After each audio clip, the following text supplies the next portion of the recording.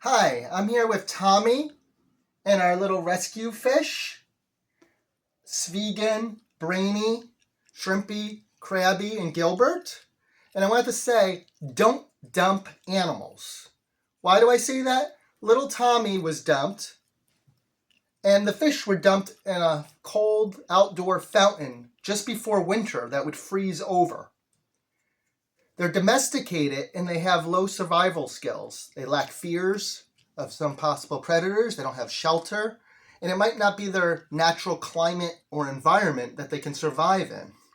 So people will dump snakes, turtles, exotic birds, rodents, and other animals thinking that they will survive, even puppies and kittens.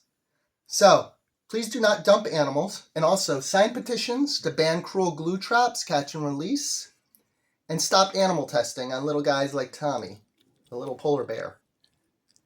So ban cruel glue traps and don't test on animals, and also watch Seaspiracy on YouTube on the commercial fishing industry and how cruel it is, and say no to pot. Don't boil animals alive. Watch Seaspiracy, sea life, not seafood.